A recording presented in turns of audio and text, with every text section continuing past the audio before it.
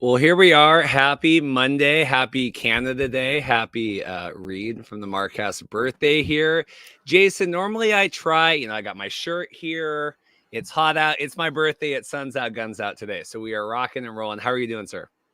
Doing good, man. Happy birthday to you, and exciting group of games to talk about. Yeah, it's funny here. I got stuff all over my screen. It's funny. Yeah, I always joke that, especially when Paul and I were going through all the CFL versus XFL stuff. Yeah, it's amazing that Canada deemed my birthday so important that they made it the national holiday. So that's great. Jason, you enjoying the day off? Oh, always nice to get the extra day off, and then have a short week the week after. Is it odd that there is no CFL game on Canada Day? You would think that they would make that be kind of like Canadian Thanksgiving, whatever. We would have a game. Yeah, absolutely. I mean, like in years past, I believe as soon as a couple years ago, recently as a couple years ago, we did see some games on Canada Day, and so I thought it was weird that we didn't get it this year. I know they're trying to stick to that whole Thursday to Sunday through the summer kind of schedule, but I think it was kind of odd to see it like that. And for me, who's on the East Coast, staying up to watch that Thursday night, 10 p.m. Eastern time start on. Appreciate that there wasn't a game today. Yeah, I will say, because I caught up and well, I think you got a little bit of delay, but it seems to be going all right here, internet. We'll work through it. I was at the Caitlin Clark game here on Saturday, was tracking. Yeah, we were at the game. I'm like, oh my God, like the game's starting now. I mean, it was a really late Thursday night there, especially. And even if you're in BC, I mean, I saw the sparse crowds kind of coming off the homecoming game there with Ice, or what was it, 50 Cent and all that. But like, yeah, that's even tough if you're in BC getting down there on a Thursday at 7 o'clock for that. Yeah, for sure. I mean, like when you look at it, I think even if like I think that like obviously it's hard for Thursday night games regardless for attendance. I think especially when it's a West Coast game, because you can't really have it if it's a weekday earlier than the 7 o'clock local start. That's the most realistic time for people to be able to get to the game. Usual 9 to 5 job. So I think that's difficult. Let's get Jason. Jason, you want to reset your internet? Let's get Jason hop back on. I'll plug Yeah. what we got coming up tomorrow. Maybe we'll just get that real quick. It's fine. I mean, and we make do with what we have here.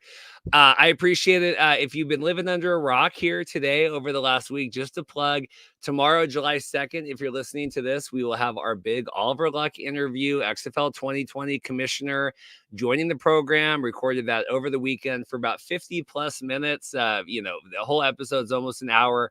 Talking with Oliver Luck, getting his thoughts on spring football, on the UFL merger, on kind of the future of spring football, current landscape, all of that. Oliver is obviously close with Randy Ambrosi. We talk CFL and all of that as well. So if you are interested in that, a lot of excitement today when I posted, but teasing kind of for a week about that, about a big name guest on there. So Oliver Luck posted today the teaser for tomorrow, but that should be exciting. 7 a.m. Pacific. So if you are involved in that, if you're interested in that, like and subscribe. It should be good. But like I said, Oliver Luck, a deep dive, long ranging interview, and we haven't heard a lot from Oliver kind of since. And obviously with everything with Vince McMahon and the lawsuit and kind of all that stuff. So I saw Oliver on the Front Office Sports, gave them a quote. I think he was talking with Ben Fisher as well. And so it seemed to be a good time to reach out. It was willing to talk about that. So we'll see. Hussey's internet, all that. But yeah, Oliver Luck tomorrow should be a big time interview. People seem really excited about that. Yeah, I thought that I was, it was like, what a great get for your show. And I'm excited to listen to it myself, even as primarily a CFL fan. Yeah, it should be good. Like I said, even if you're involved in the Canadian side of anything, should be interested for that. Let's get to some of the CFL stuff. Caught up on everything today. Was not watching the Ticats game last night. Not sure if that's better or worse. Caught up on that today. Was at the Mariners game for my birthday. Jason, I really didn't know what happened in that game because I'm going on the Ticats radio show tomorrow with Bubba and all of that. I think AJ Jakubek's is going to be a part of that. They asked me to come on, and one of the questions was, which 0-4 team, and I was kind of prepping this morning, and I hadn't watched the games yet, and I got, oh my God, like, is Hamilton going to drop it again? It'd been 2018 or whatever. Talk me through this one. Hamilton 0-4 now. Ottawa getting another win. This was, I don't know. Ticats can't seem to get anything going right. Oh gosh, where to start? I mean, I think the most shocking thing about how this season has gone so far for the Ticats is that, I mean, going into the year, I thought that, this team was going to be bad. I predicted they'd probably be one of the worst teams in the CFL, but I thought it was going to be because that Bo Levi Mitchell was cooked and their quarterback play would not be up to the level you need to win games in the CFL. But it's been kind of completely the opposite. I thought Bo has, again, had a pretty good game in this one, led a drive to take the lead in the last minute, and then the defense blows it yet again. They decide to squib kick on the drive that led to the game-winning field goal for Ottawa.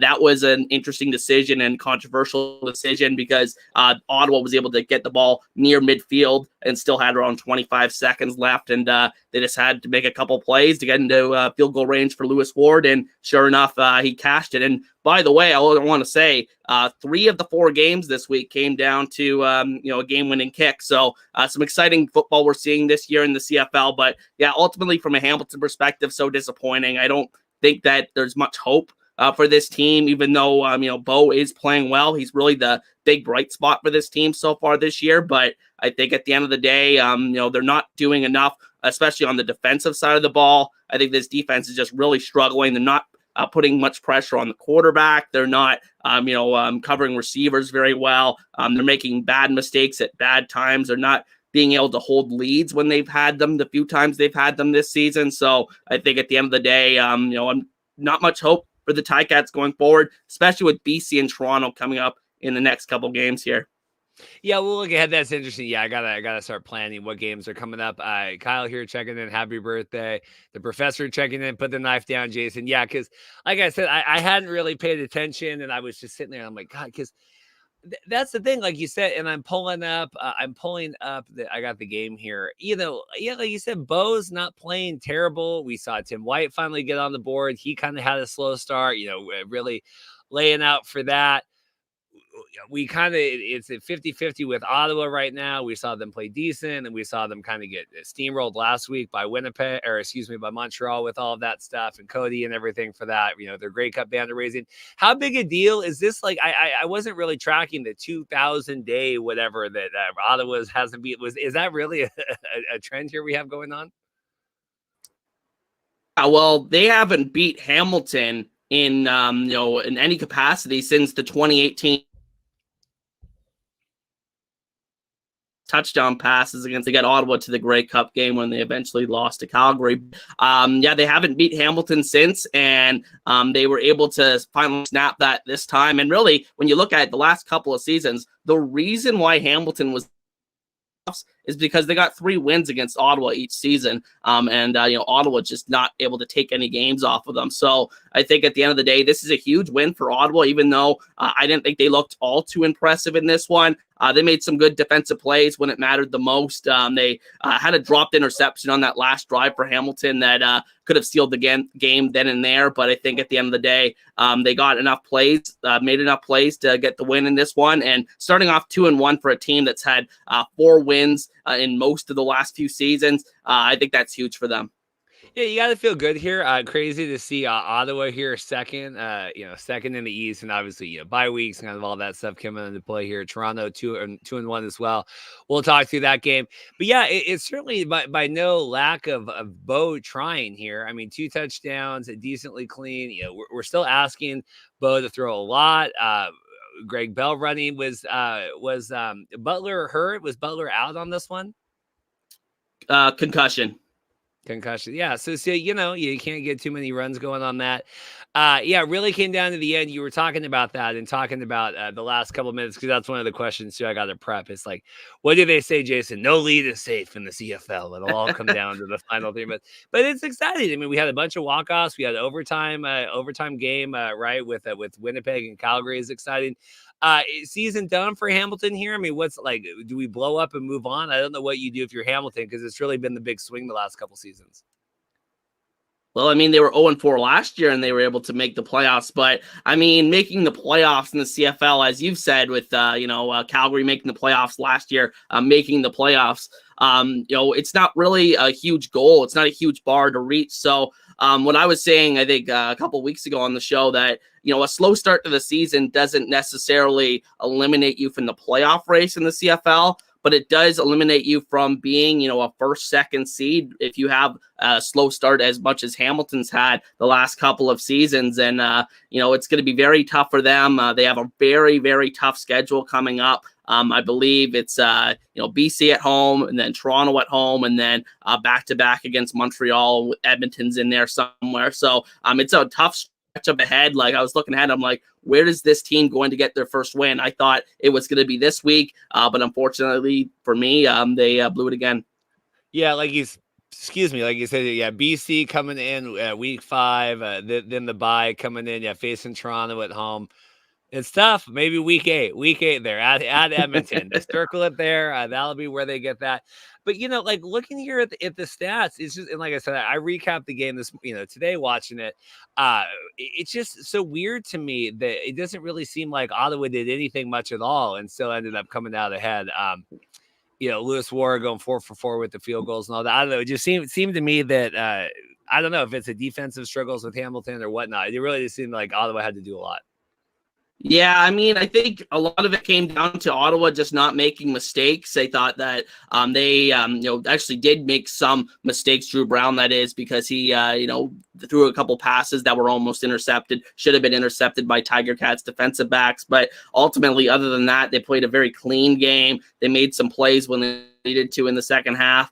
And put the ball in the end zone when they really needed to, with like 3 minutes left to give them the lead. Then Hamilton answered back surprisingly, and then Ottawa was able to get that last minute drive to get the field goal and win it. So I mean, they didn't have a perfect game, like I said, but this team is looking much more competent than they did a year ago, and a lot of that has to do with how Drew Brown's looking at quarterback. And most important thing, like I said, is he's not making the mistakes, or at least the mistakes aren't costing them yet. So I think at the end of the day, they have some weapons on that offense. It looks like Dominic Rhymes could be a player for that offense, even though he's been pretty quiet so far this season. I think just having him out there as a deep threat, that's a type of player they haven't had in recent years. Jalen Acklin being very productive in this one. Justin Hardy being a guy that's been really impressive to start the season. Looks like kind of their go-to guy in that offense. So I think they have some players for this team. And Tommy Condell, we must say this is he won the battle between the former Tiger Cats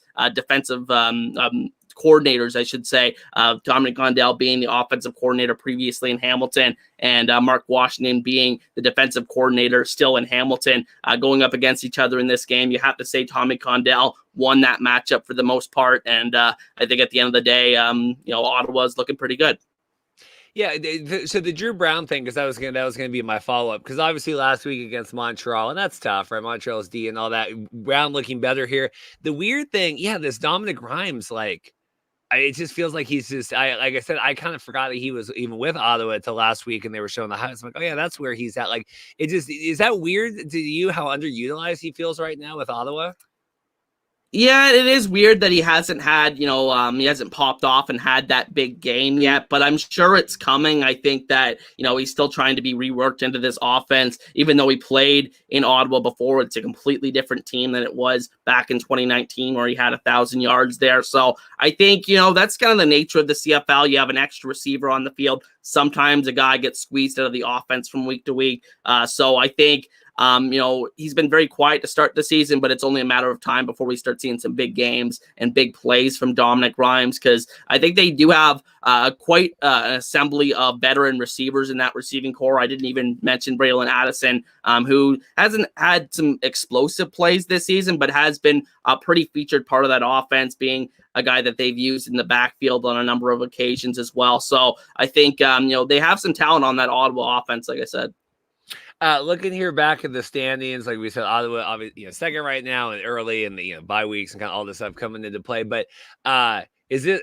I don't think you could expect more if you're Ottawa at this point. I mean, if you're an Ottawa fan, are you feeling decently good about the season? What do you think? Yep, it's early, definitely.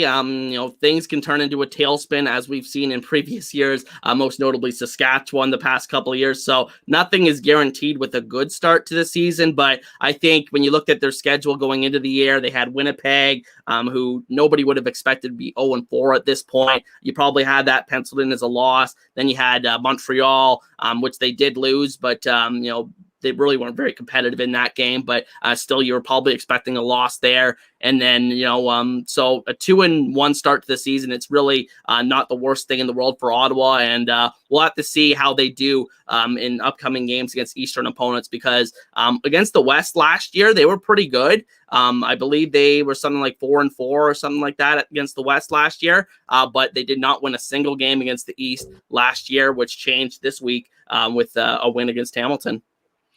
In terms of, and I'll probably steal your homework here tomorrow, like when I got to do, because I have one of the questions, worst 0-4, or I guess best 0-4 teams. So let's go best and worst 0-4 team here, because obviously you got Winnipeg and Edmonton here, really weird right now, just with the 9 teams. We got 3 that don't have anything. I thought Hamilton's looked pretty decent all the way across here. Best and worst 0-4 team. What do you think? I'm going to sound like a homer here, but I'm going to say Hamilton is the best 0-4 team. And I just think it's because I like what now I think both of, when you look at Collaros, who got knocked up, will get out of the game against he hasn't looked very good when he's been in there. He had to throw a touchdown pass this season. McLeod, he's looked good at times. They've definitely moved the ball better than they have in previous years in Edmonton with the pass, but I think ultimately the turnovers have really hurt him at inopportune times.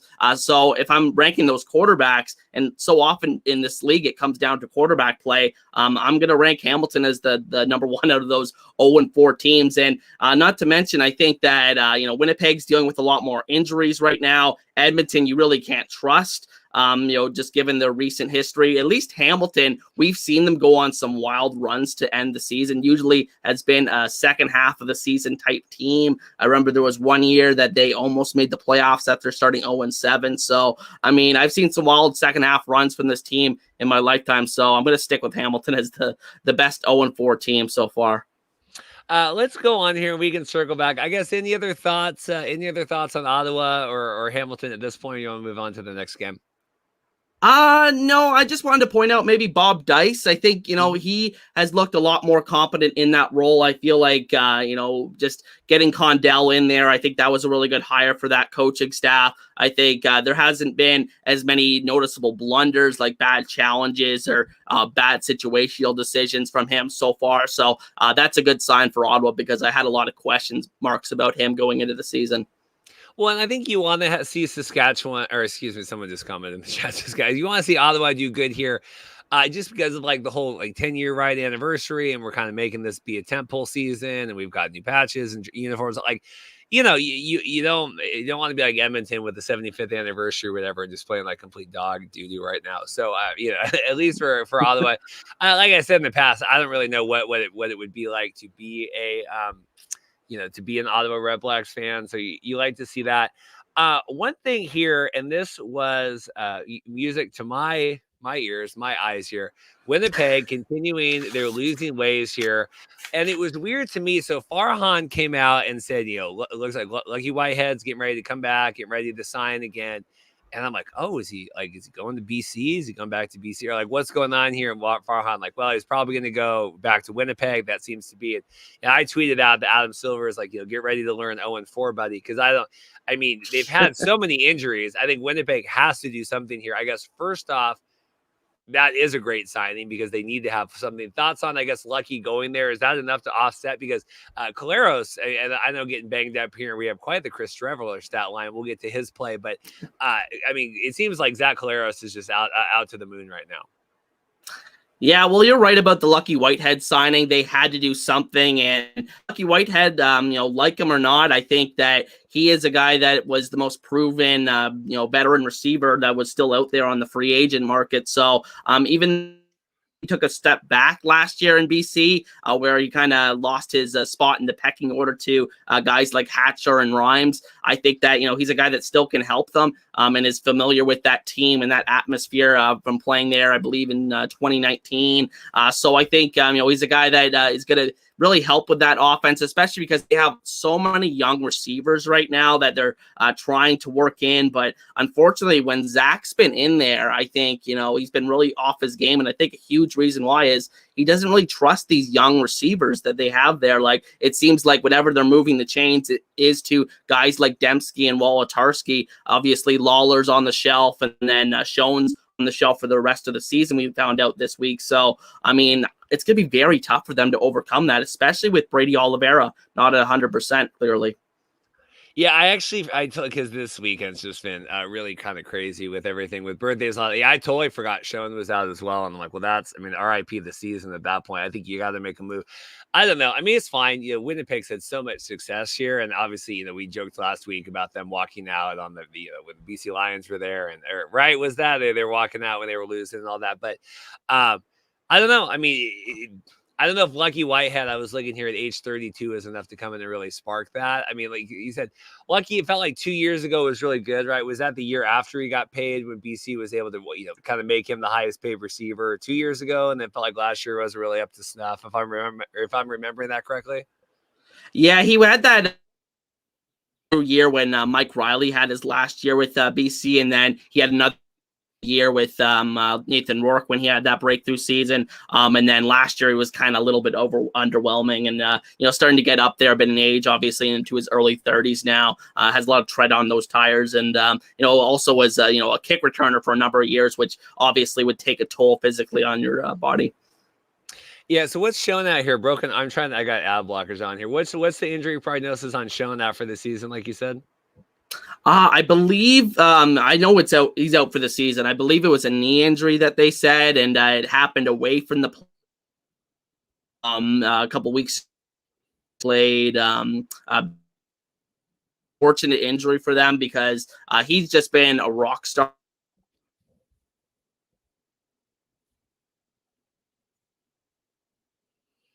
Jason, let's see if we can get your internet still really cutting out here. Let's see if maybe you can reboot one more time. I don't know. Is that something you want to give a shot to? Yeah. Yeah, talking through all this, and like I said, just I don't know. It's weird to see Winnipeg fall off at this point. It's certainly exciting if you're a fan of the CFL West division here and just looking at the standings. Wild to see here. Wild to see BC at the top, 3-1. Saskatchewan here, both with the wins on that. Calgary holding steady, but yeah, you certainly not surprised to see Edmonton near the bottom of any standings right now, and that's certainly something we'll talk about with Jason. But the Winnipeg, in my wildest dreams, Jason, I don't know if I would have ever expected Winnipeg at this point. People obviously, and when I was tweeting with the Lucky Whitehead, BC right started 0-5, and they won the Grey Cup and all that. I think this feels different. This feels like Winnipeg has quite the uphill battle.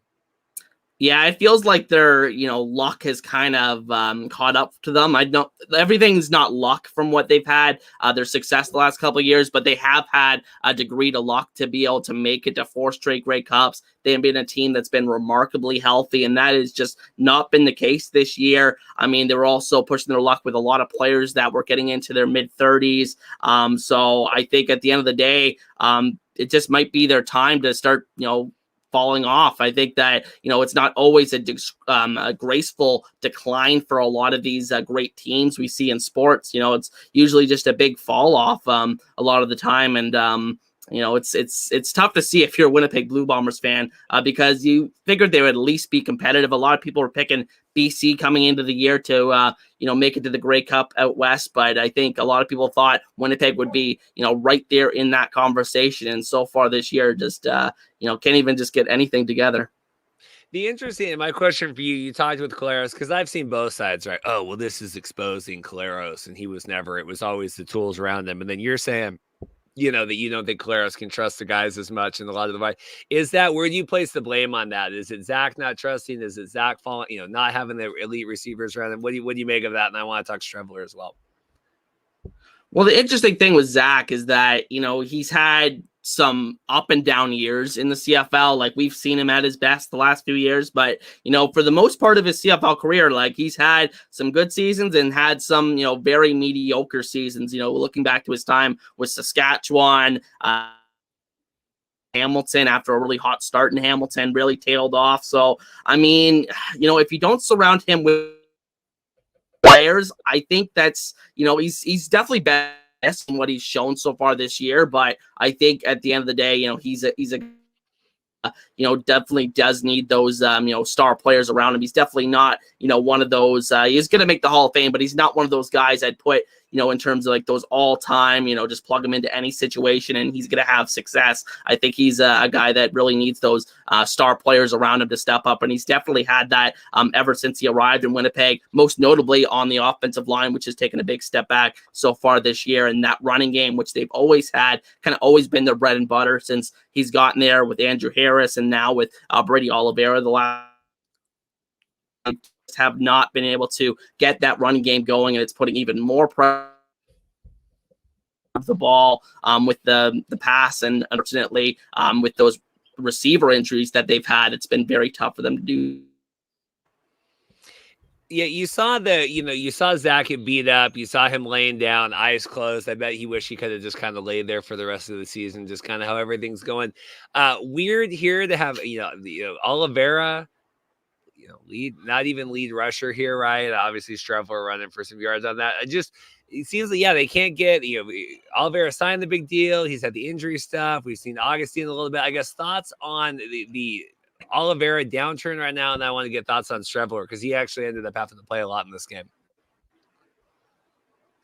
Yeah, I think with Oliveira, he's just clearly not 100%. Like, he just reminds me of one of these players in the NHL playoffs that is playing through something. Like, you just clearly, just because you've seen him at such a high level the year before, like, it's just not possible to see such a huge drop off from him. And I think he just hasn't been able to, get anything going like he had the previous season. And I think, he's a guy that, they definitely need to be a dynamic player. I think he just sees how much the team's struggling right now, and he wants to go out there and help his team as much as he can. But, I think he's just, the way he looks, he shouldn't even really be out there. I feel like he should be, given a couple more weeks to heal and, recover from this injury. But the team's struggling so much right now. He definitely wants to be out there with his guys. And he was even getting a little frustrated, I saw, on the sideline during this game because I think, he wanted more touches. And unfortunately, I think the team, seeing as the lack of success he's been having, they just didn't want to give him the ball as much.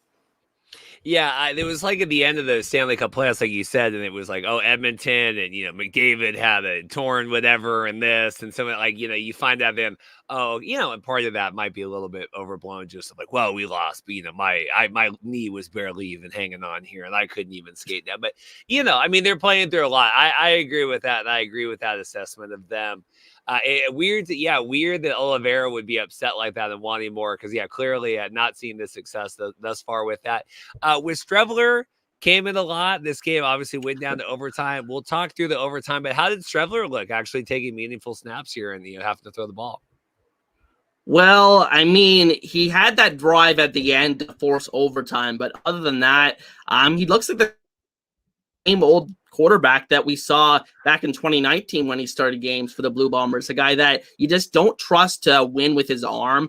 He's a great athlete. You can use him as a gadget type player, but when you ask him to win games from the pocket with his arm, I don't think he can do it. And I think the jury's still out on whether or not he can be a full-time, starting quarterback in this league if he's pressed into action for any decent amount of time. So I think it's going to be very interesting to see if he gets a game next week if Collaros is not back. But it looks like it was more precautionary with Collaros. That's what they were saying. I believe Mike O'Shea was saying after the game. So I think at the end of the day, Streveler's not a guy you can trust in this league to start games for you and at any consistent level unless you build a specific offense directly around his running ability. But they're not running the ball well right now, so that's a big problem for Winnipeg.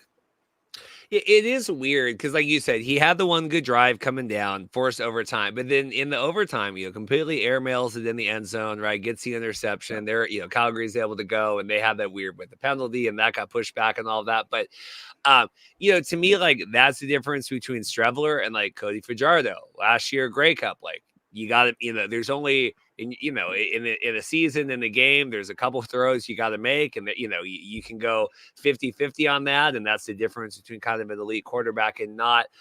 Did you like is this first overtime game of the season? Right, I'm trying to track that because we had none in the UFL, and Mike's a big fan of that. Mike Mitchell, is this the first overtime game we've had? Yep, I believe so. Yeah, but I think Saskatchewan and Hamilton were close, but they threw the interception right there at the last minute and broke my heart again. Yeah, so his thoughts on that, then when it against Winnipeg. Exciting. I mean, exciting stuff. Calgary proves why you always go second in overtime and see what you need to do. Thoughts on the overtime win of that, of like you said, Streveler kind of failing that risk, and then Calgary being able to capitalize.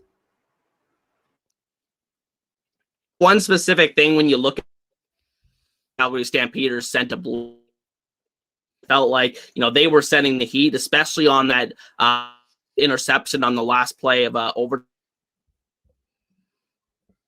Didn't see the field, didn't see the guys coming, didn't have a hot route planned out, and unfortunately, just like you said, airmailed a ball in the end zone that was pretty easily intercepted. So I pressure well. I think the Stamps deserve a lot of credit.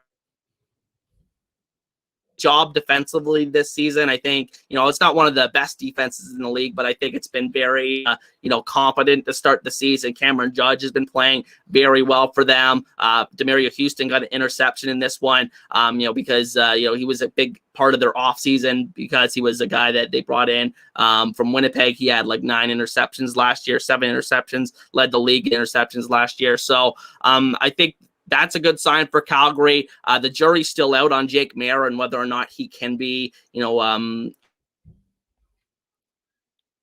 I'll say. But I think at the end of the day, he's looked pretty good so far. The Stamps are 2-1. They've looked competitive in every game. And, it was getting a little bit dicey down to the end when Winnipeg tied it, because it would have been really bad if Calgary blew this game, because when are they ever going to beat Winnipeg if they blew this game? So I think at the end of the day, huge for them to get a win and break a huge losing streak against Winnipeg. Yeah, let's talk here a little Jake Maier. I think that's one of the talking points this week as well. Well, that we're still, Jake's still throwing a million attempts for all this. Decent here, 239, had the interception. How's he looking? What's your assessment of him? Because I agree. I think Calgary's looked pretty good this year, right? They're third in the West. I want to talk through Saskatchewan and the injury because obviously bye week this week. We'll talk Trevor Harris, but yeah, I mean Jake seems to be doing all right. Yeah, most definitely. I think, especially compared to last year where he got off to a really rocky start, he's looked very steady to start the season. It doesn't look like every second throw is going to turn into an interception. So I think, that's a big improvement over last year for Jake. I think the biggest takeaway from watching their offense, I think they played really well so far, but they just don't have that explosive element. And I think until they get that and unlock that part of their offense, if it's even there, I think they're not going to be one of those upper echelon teams or be able to beat those upper echelon teams in the league like a BC or a Montreal right now. So I think at the end of the day, that's one thing they really need to work on as an offense. They really need to get the running game going. Really no help from the running game in this one. You average less than 4 yards per carry in the CFL. On the ground, that's pretty rough. So I think at the end of the day, pretty good game from Jake considering the running game wasn't there. He had an interception in this one that wasn't too great, but I think at the end of the day it was a pretty good game for them, and it's a pretty good start to the season, similar to Ottawa. Well, and I saw interesting, and I don't know if this is just my UFL bleeding into my life here, but a lot of talk right now of like CFL attendance and fan interest. I think ratings have been decent, but I think even Michael Ball has been posting about attendance. I'm like, oh, maybe we should get Michael on to do a UFL recap. But but good to see Calgary getting the win at home, right? They've struggled in McMahon, right, yeah, for attendance and getting interest in there. Like we said, we talked, and just making the playoffs isn't enough. You need to actually have success. Because I don't care, to be the 6th best team in the league and they get balanced in the playoffs isn't anything to be excited about. I don't know. It feels like arrows up on Calgary right now, as far as I can tell. Any other assessments on them? Because I want to talk Saskatchewan here. Not too much on Calgary. I mean, I think they have a really tough schedule coming up, similar to Hamilton. They play Winnipeg again in a couple of weeks, so that'll be a big test for them. I think they have Montreal this week, so another big test for them. So we're going to see what this team's made of. Are they going to be closer to those 0-4 teams that we talked about, or are they going to be really one of those teams as one of these teams that for home field advantage come playoff time? We'll find out very shortly for the Stamps. So we had the news come out. I think I saw Naylor. I think Britton Gray and Naylor kind of co-signed and tweeted Trevor Harris going to be out 6 weeks at knee injury, right? He says, I mean, today is my birthday. Trevor Harris had his birthday a couple months ago. We are the same age. No surprise to me at all. I mean, you don't want to see anyone injured, but I can't imagine, putting Trevor Harris at 38 in this position. Thoughts on the injury? Because like I said, Saskatchewan's second in the division right now, but I mean, you're going to Wright Mason Fine here for the next 6 weeks. Thoughts on the injury, and then what does Saskatchewan do? They're actually going to Shea Patterson because they cut Mason Fine in the preseason. Thoughts on Shea? Yeah, USFL draft #1 draft pick 2022. Well, he's a guy that really didn't impress me, from a Hamilton fan perspective, watching them when he came to the game last week. But it's hard to tell when a guy comes in and didn't get the full week of prep. So we'll have to see how he does in his first CFL start this week. I think it's against Toronto on Thursday night. So that'll be a really interesting matchup. I believe it's in Saskatchewan too. So maybe he has a chance to pull one out and get Saskatchewan to 4-0. But it's just tough to see as a Rough Riders, if you're a Rough Riders fan, because it's almost like deja vu from the last couple of seasons where their quarterback suffers some kind of injury. Even though Cody Fajardo was able to play through a lot of that injury a couple of years ago, he wasn't the same after getting nicked up early in the season, and they went on that big backslide the second half of the year, each of the last couple of years. So it's certainly not surprising, like you said, that Trevor Harris got injured. A 38-year-old quarterback that's not very mobile behind a pretty bad offensive line, all things considered. So I think that, it's going to be very interesting to see how they do because Trevor Harris was looking very good out there. And, he was just seemed like a guy that could be in contention for an MOP this season. But unfortunately, 38 years old, very hard to stay healthy in this league. So we had on Darren Bombing last week, Bonfire Sports, and Darren's wealth of football knowledge far outweighs, mine, and I couldn't even hope to have as much football knowledge as Darren has. But when he said that Shea Patterson was the second best, the best backup quarterback in the CFL, I almost spit out my water on the laptop. I mean, Shea is not it. I don't care if he came in and was rushed and didn't feel whatever. I mean, we've seen Shea. Yeah, I agree. Coach Craig here checking in. They should have kept Dolegala. They should have kept Mason Fine. I mean, they should have kept anyone. I don't see Shea Patterson being it. I do not see that that's an answer.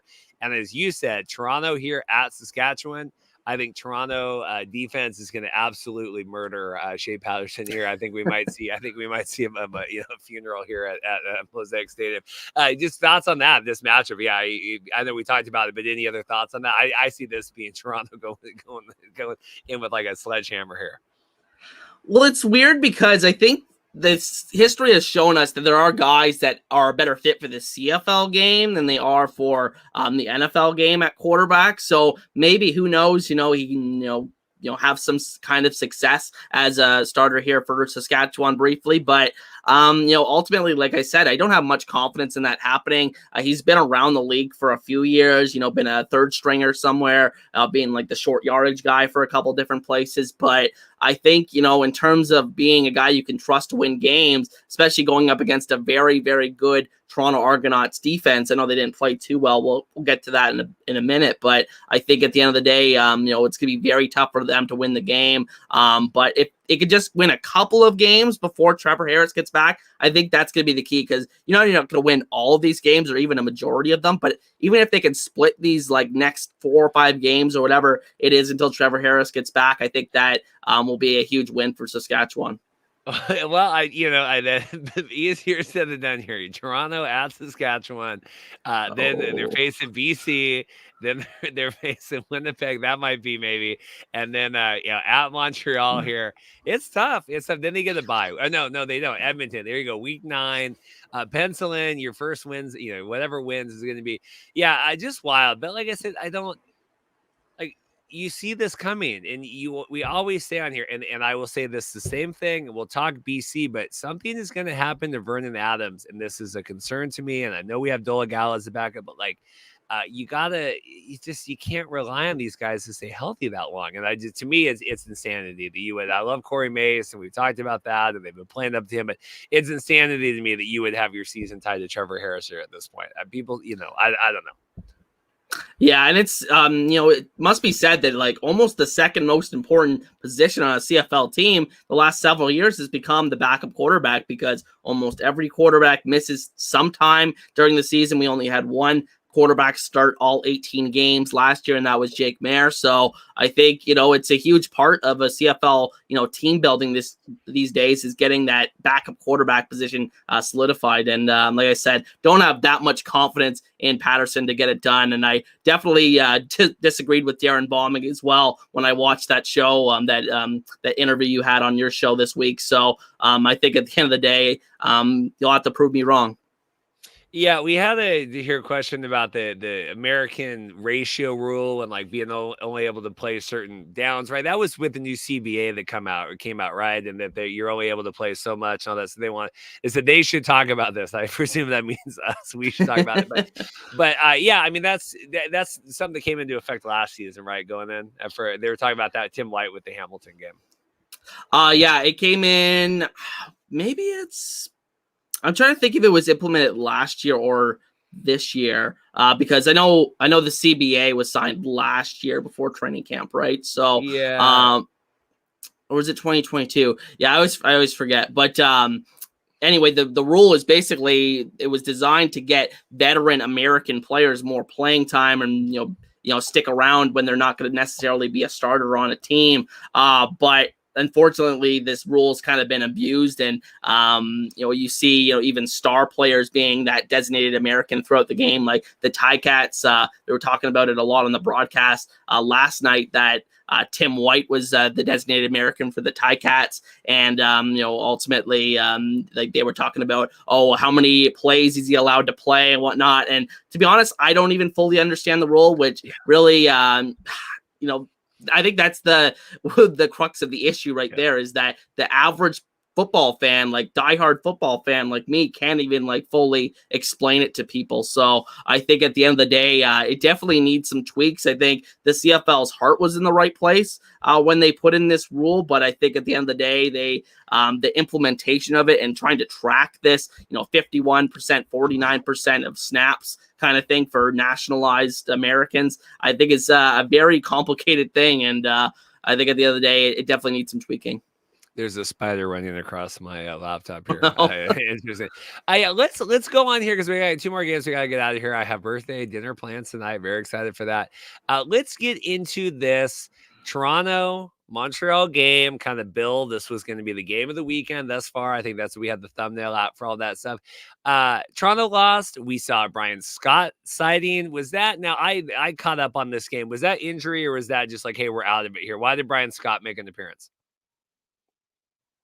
Did we lose Hussey? I think we lost Jason. Talking through this with the Brian Scott finally had a touchdown for Toronto here coming near the end. They said it was funny, like this is the payoff to Toronto fans sticking around for all that stuff. Jason, did we get you back, or you still lost? No, let's remove him. Let's see if he gets that figured out. Jason, then we got to get the Canadian internet situation figured out here. Anyway, Montreal came in. Yeah. I know. It was interesting. I'm just curious, like, because again, I was recapping this. If there's like, hey, we're shutting Dukes down for the game, or having Brian come in. Good to see. Talked with Brian. I saw him on the sidelines of the game. I think it was last week. I got a screen record of that. Sent it to him. Always enjoy talking with a friend of the show, Brian Scott, MVP of the Spring League, 2-time champion for that. What's exciting here? But Montreal coming in, really taking care of business. Did not think this was close. Toronto, like I said, got the touchdown near the end to kind of keep it, looking better at the scoreboard. But not to be here. Cody looking, pretty decent here. Throwing almost 300 yards. A lot of attempts on that. Walter Fletcher, not really a run game on this one. We saw James Letcher coming in, had a couple big returns. Let's get Jason back in here and see if we can get this going here. Jason, friend of the show, James Letcher, having quite a bunch of kickoff returns here. What did you make of this? Montreal coming and really steamrolling Toronto at home. Well, this game is the one I saw the least of this week, unfortunately, because I was kind of flipping back and forth with the NHL draft. I wanted to see who my Red Wings were going to take. So didn't catch all of this game, but I was flipping back and forth. I thought, same old story with Montreal. They're a well-oiled machine. They're dominating in all phases. They just seem like a team that, it's going to be a team that doesn't beat themselves. And I think that's always a very hard team to go up against. I think, Cody Fajardo, same old story with him. And I think the most impressive thing about him in this game is that the running game was virtually non-existent for Montreal at all in this game, and that they were still able to move the ball on offense. And that's something that I definitely wouldn't have seen from them last season. So a lot of the receivers are having, breakthrough seasons. It looks like having Reggie White back in the receiving corps really rounds out that receiving core with another big body. Tyson Philpott's breakout season continues. Cole Speaker, another great game from him. And, I think the Dresden Antwi also pulled another one of those onside punt things, which, my thoughts on that rule, but, all credit to him for pulling it off once again. So Montreal, just a well-oiled machine, like I said, and another very impressive victory from them. Yeah, we're talking about. I forgot to talk about that, so I'm glad. And Tim bringing it up here. Tim, Alouettes Fight Deck checking in here. Tim always seems to chime in a lot when the Alouettes victory, so it must be nice living that life. Yeah, I saw a lot in the 3-down. If you don't like this play, you can just move south. I think there are plenty of CFL fans that do not like this play. Jason, would you like to pontificate now if people don't like? It's fine. I'm not again, I'm going to pull what's left of my hair out. I just think it's annoying. But to me, it's not so much the play that's annoying. It's in everyone. It's the aftermath of we'll just get the hell out of our country if you don't like this. This is Canadian football. It's a weird loophole. What's your thoughts on this?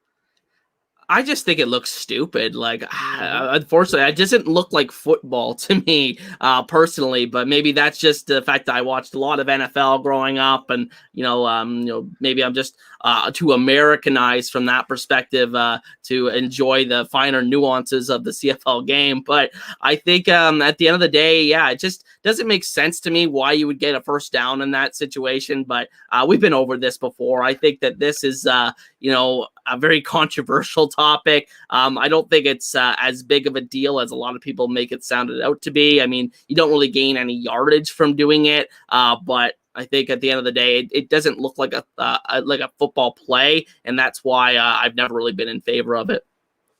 I want to see just living the life that we have with the UFL and them using the NFL kickoff modified now, and the NFL using the XFL kickoff and that whole thing. I would love to see Daryl Moose Johnston's reaction to this punt. It just have him be I don't know what this is. I would just love to lock Daryl in the room and be we're gonna show you this play. I think Daryl's head would explode because he certainly didn't like the XFL kickoff because he wanted it to look like more traditional football. Tim doesn't see the outrage. Tim, that's fine. A lot of other people do. So Tim, it's fine if you don't want to see the outrage. That is fine. I see outrage in a lot of things. If people don't, people see outrage in things that I don't. But back to the game here, when you were resetting, we did see a Brian Scott here mop up duty at the end. How did Flowing Locks Cameron Dukes look in this before the game was out of hand? Well, I mean, this was your classic comeback down to earth kind of game. I don't think he played that terribly, but, compared to how he played the first couple of games this season where he looked really good, it definitely was a step up in competition playing against a red-hot Alouettes defense. I think, he's a guy that, he's still very early in his career in terms of starting games. I think this is his fifth start in the league. So it's going to be very interesting to see how he plays going forward as defenses continue to get more film on him. But I really don't hold much against Cameron Dukes in this one, given that he was going up against that buzzsaw of Alouettes defense. I mean, this is, and we'll get to the last game here. We got 10 minutes left. We'll get out. I mean, the Alouettes are on a different level right now. I mean, we've talked about this every week. We're just surprised at just how much better they looked at any other team right now. It's really remarkable.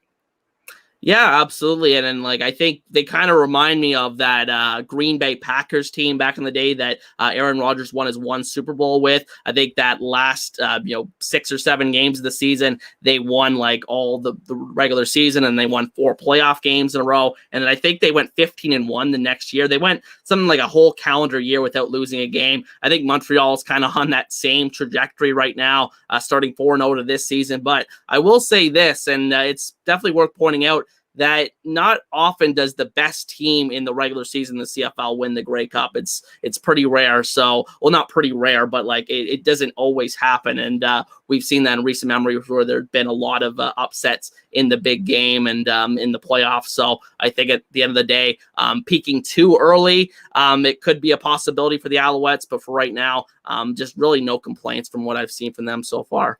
Yeah, peak. Yeah, I mean, peaking too early. That's certainly a thing. Or playing your best football here. Are you surprised in side football related? But I think it was PKP, right? Had our interview this week. Like, there's no money to be made in football, or at least in the short term, and talking about that and getting. I saw a lot of people correct him of no, there's no money to be made in CFL football. There's plenty of money to be made in American football. But I just thoughts on that. I thought that was really good. 3 Down had the write up on that. I thought that was a good article, just talking about that and kind of rebuilding the franchise. And I know we've had Tim and Cliffy on and talking about kind of the resurgence with the Owls and everything, great for the league. But just thoughts on anything coming out from that? I completely agree with what Pierre Pelado said. I think that ultimately you're not in this league to make money, really. I think there's just not the money to be had, like he said. I think in certain markets, you can be profitable, but I think in a small league like this that's so dependent on gate revenue, I think it's really impossible to have all the teams kind of like having a lot of like financial success at the same time, which was what would be required really for this league to be very profitable. And I think given the situations that certain teams are in stadium wise, Montreal, it's a great location for that stadium, but definitely needs more repairs to that facility or a new facility altogether for that team, McMahon and Calgary. And I think that kind of drags down what a lot of these teams can make out of their bottom line. So I think at the end of the day, I kind of agree with Pierre Pelado that there's no money to be made in CFL football. It's more like philanthropy thing for some of these rich owners. So I think at the end of the day, I think he's the right owner for that team. He really has no problem. If you read the interview, I thought he was very comfortable with where the Alouettes were at. He says there's no pressure for them to draw a profit anytime soon, or like obviously they want to be less in the red, but I think at the end of the day, you need an owner that's willing to sit through the bad times with the franchise, even when the times are pretty good right now for the Alouettes on the field. So I think it's a big part of the CFL game to have ownership that's willing to fund the team regardless of the bottom line. It must be nice. Buy a team, win a Grey Cup. But, if only everyone could be so lucky. Let's get to the last game here before we get that. Now, BC, I came home from the Caitlin Clark game. I had this on. I was like, okay, we got the field goal. Okay, we're going to be able to get this taken care of here. Did I fever dream? I thought William Stanback had a rushing touchdown. Did I fever dream that? Was it in the... Oh, he had a receiving touchdown. Yeah, okay. I see it right there. Oh, yeah. Okay, I'm trying to think back all the way to Thursday night. I know, fever dream here. So BC taking care of business, barely walk-off field goal. I tweeted out, Sean White, are you kidding me? Thoughts on this one? Because it's beginning to be at the point now the spider has crawled up my leg and under my shorts. You don't want to be the team that drops to Edmonton, right? It's almost becoming that now. Thoughts on this game? I know it's been a long time ago here, but BC first in the West, obviously with the stands right now. But thoughts on this game? I thought it was an overall very entertaining game. Edmonton has definitely been a more exciting watch this year, which has helped in enjoying some of these games that they've been a part of. But I think BC. I think I've liked what I've seen from Vernon Adams so far this season, even though they're not really hitting their full stride in terms of the explosiveness of the offense in comparison to the last 2 years. As of yet, I think that he's been very steady. You look at it like every week he's just ends up around 300 yards, completing a good percentage of his passes, just really solid stat line and just looking very comfortable in this BC Lions offense. And, I think they're definitely on track to still be one of the best teams in this league. They had to really be, it was really close at the end of this game, but I think that's more of a result of how Edmonton is really, fighting to get that first win right now. They almost were able to, but unfortunately for them, BC was able to get that last second field goal and walk it off there at the end when it was around 1 a.m. Eastern time here on Thursday night. So I think at the end of the day, pretty good stuff from BC, and Edmonton just breaking the hearts of their fans yet again. Yeah, sparse crowd, following kind of the 50 Cent and all that. If it was me, and I agree, BC's good. There's a lot of these teams that aren't great right now. I think BC, I wish I could take like a shock paddle to Rick Campbell. Like I would just love to kind of like wake him up a little bit, because it's like every single one of these post game. Because I've told you, I don't watch all of every team, but I watch every Rick Campbell, the little thing they post and sponsored by whatever automotive and all that stuff. And he's like, well, we won.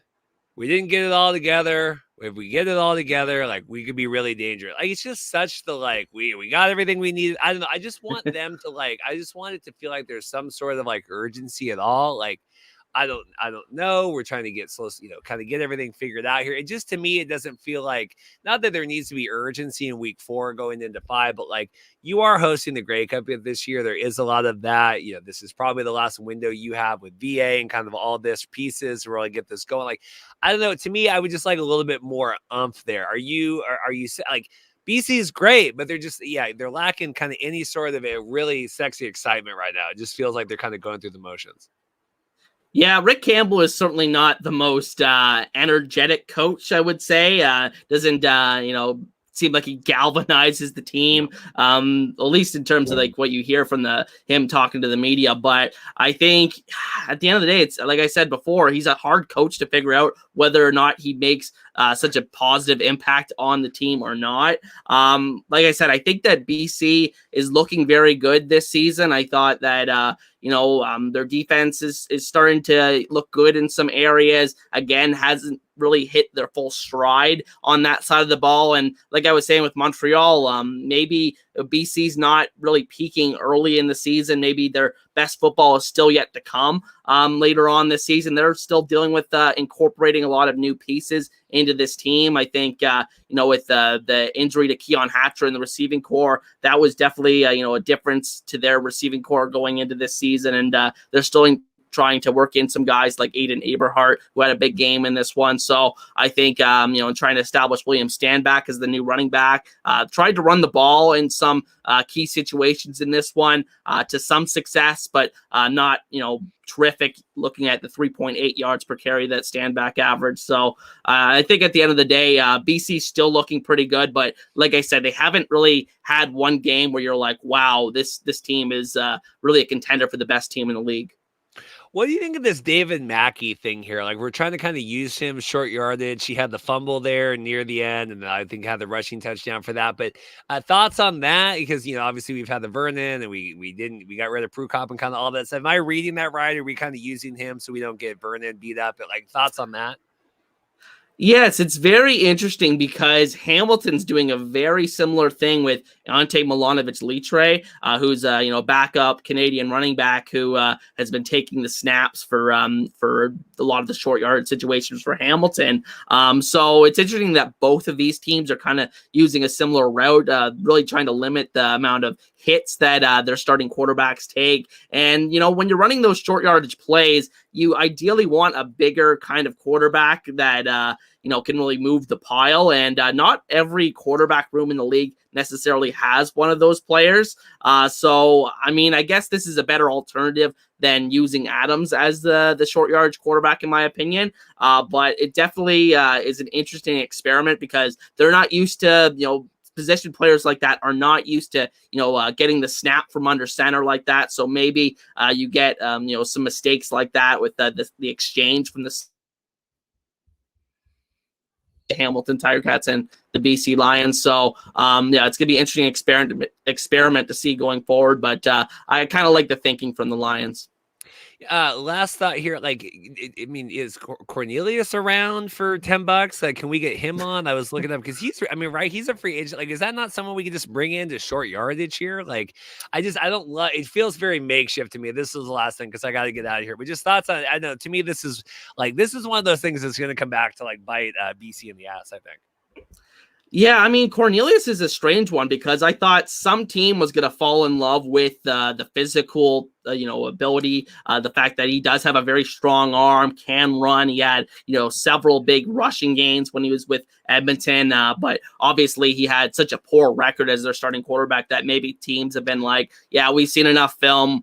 We'd rather just go in a different direction in terms of bringing in a backup. So, I'm kind of shocked that he's still in the streets right now. Maybe he gets signed in the middle of the season here like Lucky Whitehead just did. But at the end of the day, no bites so far, it looks like, for him. And it'll be interesting to see if he does get signed by the end of the year. All right, we're going to get out of here. Thank you, Jason. We fought through internet. I appreciate that. Thanks, everyone. Check it out. Like and subscribe. Thumbs up the video. Hopefully, give a thumbs up. You're watching. Big interview tomorrow. Oliver Luck. Like I said, I'll be on the CFL. I think it's CFL this week on the Ticats radio. It's awesome. I don't even know where that is. So, Jason, I'm sure will let me know and how we can find that and share and everything else. But I appreciate it. We'll see everyone next time. Thanks, everyone.